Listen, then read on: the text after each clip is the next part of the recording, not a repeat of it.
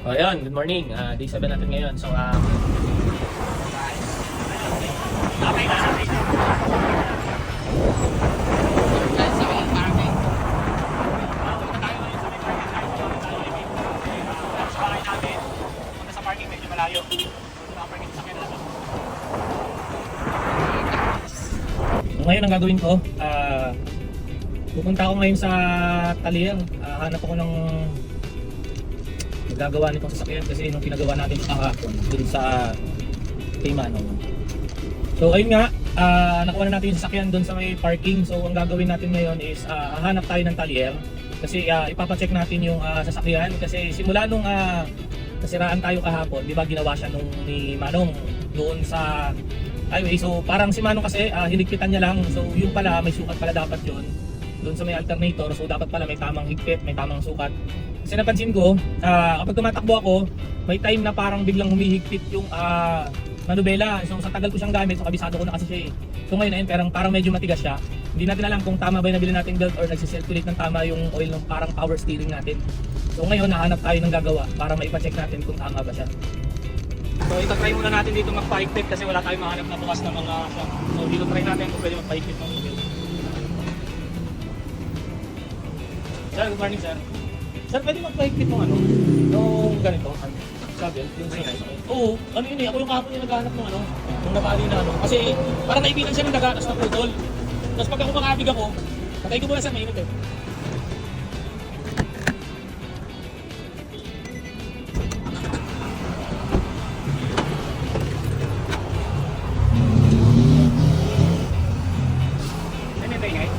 Pagka ano sir, pagka nasasagad yung liko ko sir, pagka nasasagad po yung liko, umiingay. Yung belt na maliit sa pinakababa po.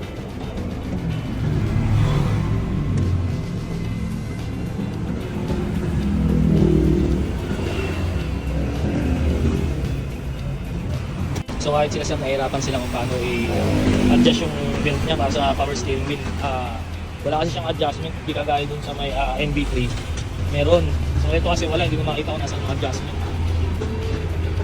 Nasa tutukan pa sila ng araw. Ayun, sad to say, hindi natin napagawa yung sasakyan kasi nga gusto ni Manong butasan yun doon sa may power steering wheel para doon ma-adjust, babarinahan. So hindi tayo pumayag kasi ayoko nang ganun, babarinahan pa, di ba? So ang gagawin natin ngayon, maghahanap tayo ng merong original tapos yun lang tayo magpapagawa. Kasi ang problema nito, okay naman siya, kaya lang kapag kinakabig ko siya ng ganyan, may part na matigas siya. So dahil sa 2 taon ko nang gamit ko sa sasakyan, so kabisado ko na siya kapag malambot sa yung matigas niya. Ito kapag tumatakbo ka, walang problema, kaya lang kapag kakabig ka medyo matigas, hindi siya bumabalik agad. Delikado to mamaya kasi mag long ride tayo, tapos biglang matanggal yung belt, tapos hindi na natin makontrol. Magkukos pa ng accident yun, diba? So, kailangan natin kayo pagawa muna, hindi tayo makakapunta ng farm kasi parang hindi niya kakayanin pagka medyo long ride. Natatakot ako baka mamaya biglang mawala ng preno, ay mawala ng control. Mas delikado pa yun. Yun o, biglang may handaan sa amin. Hindi ni Papa may kit. Asa si Papa?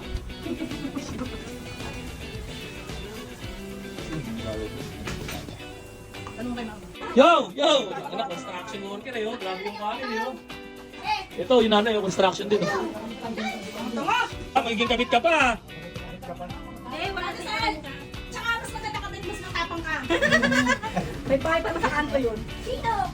Aawayin mo yung tunay na asawa sa wala ka magawa. Asawa mo. Yung motor? Nag-pulis? Nagawa mo na ba yun? O, yun na lang siya, dali. Ito sabi sa nakatulong ka ba? Pinag-inulit ako sa batang niya. Ginagaw mo lang, Tineng? Ginagaw mo lang? Wala pa naman. Punta ng tita natin eh. Si Berna na eh. Atas ng pang-aawang natin. Hindi pa rin tapos yung birthday nito, Mio. Pagkain sa mga Facebook kayo.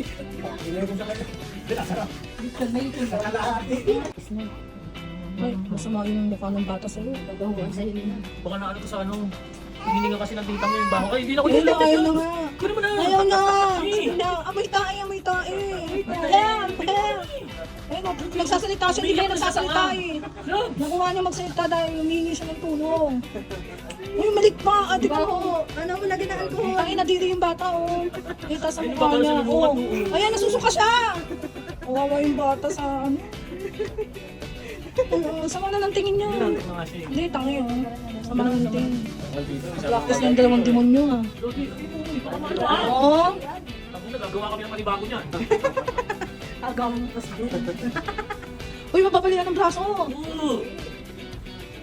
Saan na yan? 10 na anak mo. Tawag ko kay Hana yan, puta. Masuso ka yan, mami putok ni Hana yan. Kaya na. Mami yung putok niya, tangin ang yan, so kayang bata. And guys, maghapon lang tayo natutulog ngayon. Wala tayong magawa. Hindi tayo makaalis dahil sira yung sasakyan natin. Dito lang tayo sa bahay. Natulog lang tayo.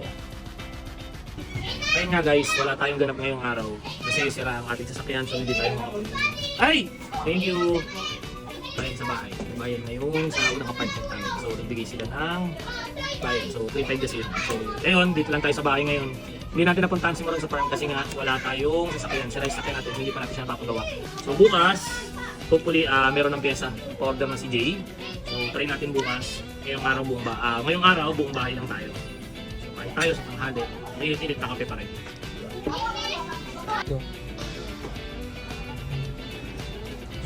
Tuwawa naman ito. Wait lang.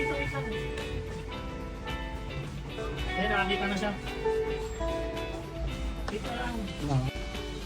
Nilinisan natin yung mata ng kuping kasi kanina hindi siya makita. Aray! Hindi siya kanina kasi makita. Kawawa naman eh. Okay, parang malnourished. Mapakainin lang natin ito ng gatas. Bigyan natin ng gatas kapag tayo.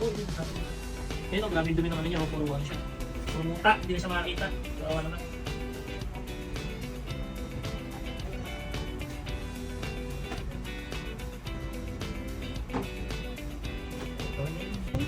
Gatas kaya anak? Putang ina naman to si Ska. Nauna pa siya pagkain nga nito yan eh. Talaga ka eh. Nauna mo pa, kinain mo pa yan eh. Pagkain niya nga eh. Ito, ayun na. Oh, yun.